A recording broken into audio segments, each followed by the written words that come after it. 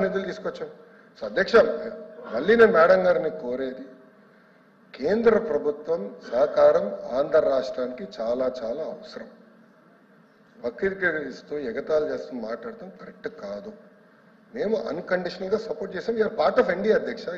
మళ్ళీ ఎన్నిసార్లు చెప్పాలి నేను? మా సపోర్ట్ అన్కండిషనల్. ఎన్నికల ముందల మేము చేరం. ఎన్డీఏలో ఎలాంటి కండిషన్స్ పెట్టకుండా రాష్ట్ర ప్రయోజనాల కోసం ఎన్డీఏలో మేము కానివ్వండి, పవన్ అన్న నాయకత్వంలో జనసేన కానివ్వండి, మేము చేరం. అన్కండిషనల్ గా సపోర్ట్ చేస్తున్నాం. దాంట్లో భాగంగానే ఈరోజు ఎప్పుడు రాని విధంగా మీరు 5 సంవత్సరాల్లో తీసుకురాలని నిధులు మేము 9 నెలల్లో తీసుకొచ్చాం అధ్యక్ష. అది తెలుగుదేశం పార్టీకి జనసేన పార్టీకి ఉన్న చిత్తశుద్ధి, ఆంధ్ర రాష్ట్ర ప్రజల పట్ల మాకున్న చిత్తశుద్ధి అధ్యక్ష. దయచేసి అది గమనించుకుని కోరుతున్నాను. అందుకే అధ్యక్ష రికార్డులు చూడండి. నాకు తప్ప అర్థం ఉంటే ఓకే, నో ప్రాబ్లం, కానీ దయచేసి రికార్డులు పరిశీలించి తొలగించాలని కోరుతున్నాను. కూర్చోండి కూర్చోండి. ప్రత్యేక హోదాని మేడం మీరు కాంట్రవర్సీ లేకుండా త్వరగా క్లోజ్ చేయండి.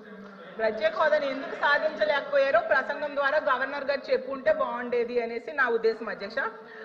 సరే అధ్యక్ష, ఇంకా ధరల కోసం తీసుకుంటే ఎన్నికల ముందు చెప్పారు అధ్యక్ష, కరెంట్ బిల్లులు తగ్గిస్తామని చెప్పారు, పెట్రోల్ ధరలు డీజిల్ ధరలు తగ్గిస్తామని చెప్పారు, నిత్యావసర సరుకుల ధరలు తగ్గిస్తామని చెప్పారు. కానీ ఇప్పుడు అధికారంలోకి వచ్చింది కూటమి 9 నెలల్లో అసలు ఈ స్వాతంత్రం వచ్చాక ఎప్పుడు లేనట్టుగా ధరలు పెరిగిపోయాయి అధ్యక్ష. అసలు అధికారంలోకి వచ్చాక పెట్రోల్ డీజిల్ మీద ట్యాక్సులు తగ్గిస్తామన్నారు, ధరల మీద అవి కూడా రూపాయి కూడా తగ్గించారు అధ్యక్ష. ఇవన్నీ కూడా ఎందుకు తగ్గించలేదు గవర్నర్ గారు ప్రస్తావించలేదు అధ్యక్ష. ప్రతిదానికి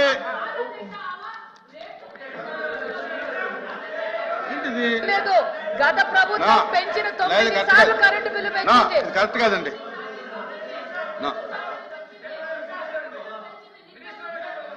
ఏంటంటే ఇప్పుడు కన్సర్న్ మినిస్టర్ మాట్లాడవచ్చు, ఇబ్బంది ఏం లేదు. ఇప్పుడు ప్రతి సబ్జెక్ట్ కి లేకపోతే ఎలాగా? సభ ముందుకు జరగాలి కదా, సభకు ముందుకు వెళ్ళాలి కదా. విద్యాశాఖ మంత్రి మాట్లాడతాడు. మేడం గారు మాట్లాడతా. ఇప్పుడు రిప్లై ఉంది. వాళ్ళు ఏదైనా కరెక్ట్ కాకపోతే మీరు కరెక్ట్ చేయండి రిప్లైలో, తప్పేం లేదు. ప్రతి సబ్జెక్ట్ కి వెంటనే క్లారిఫై చేయాలంటే అది సభ ముందుకు పోదాం. ప్రతి అడుగడుగునా కూడా ప్రతి వాక్యంలో కూడా సత్యదూరమైన మాటలు మాట్లాడేటప్పుడు మంత్రులుగా మేము ఉన్నప్పుడు సమాధానం చెప్పకపోతే బయటికి ప్రజలకి తప్పుదోవ పట్టిస్తున్న ఉద్దేశం కోసమే మేమందరం కూడా ఎక్కడైతే సత్యదూరమైన మాటలు చెప్పినప్పుడు మేము ఇంటరప్ట్ అవ్వాల్సిన అవసరం ఉంది కాబట్టి చెప్తున్నాం సార్. ఇవాళ ఈ ప్రభుత్వం అధికారంలోకి వచ్చిన తర్వాత మేడం ఏమన్నారు, కరెంటు బిల్లులు పెంచామన్నారు. మేమైతే ₹1 కూడా కరెంటు బిల్లు పెంచలేదు. గత సెషన్లో కూడా వీళ్ళు ఒక ప్రశ్న వేస్తే దానికి కూడా సమాధానం చెప్పడం జరిగింది. ఈ ప్రభుత్వం అధికారంలోకి వచ్చిన తర్వాత ₹1 కూడా కరెంటు బిల్లు పెంచలేదు. గడిచిన ప్రభుత్వం ఈ రాష్ట్రంలో దాదాపు 9 సంవత్సరాలు 9 సార్లు కరెంటు బిల్లు పెంచింది అని చెప్పి కూడా పోయినసారి కూడా చెప్పడం జరిగింది సార్. అన్నాం అధ్యక్ష. మరి 15,000 కోట్ల భారం ఎలా పెరిగింది? విద్యుత్ పెంచలేదు సార్. సార్ పెంచలేదు, పెంచము. ఎన్నికల్లో ఏమో సంపద సృష్టిస్తాము, ఆస్తులు సృష్టిస్తామని చెప్పారు అధ్యక్ష. ఇప్పుడైతే అప్పులు సృష్టిస్తూ ఉన్నారు అధ్యక్ష. అలాగే తీసుకుంటే ఎన్నికల టైంలో మనం చూసాము అధ్యక్ష, అరచేతిలో స్వర్గం చూపించారు. ఈరోజు చూస్తే ప్రజలైతే నరకం అయితే అనిపిస్తున్నారు అధ్యక్ష.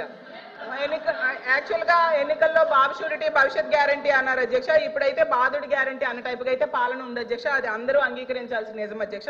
గతంలో జగన్మోహన్ రెడ్డి గారి పాలనలో ప్రజలకైతే అమ్మఒడి వచ్చేది, విద్యా దీవెన వచ్చేది, వసతి దీవెన, చేయూత, అసలు ఇవన్నీ వచ్చేవి అధ్యక్ష. రైతు భరోసా అన్ని వచ్చేది. ఇప్పుడైతే కూటమి దగా అనే పాలసీ మాత్రం వస్తూ ఉంది అధ్యక్ష. అంతకంటే ఇంకేం రావట్లేదు అధ్యక్ష. చివరిగా అధ్యక్ష, 9 నెలల్లో తీసుకుంటే గతంలో శరవేగంగా జరుగుతున్న మెడికల్ కాలేజీల నిర్మాణం ఆగిపోయింది అధ్యక్ష.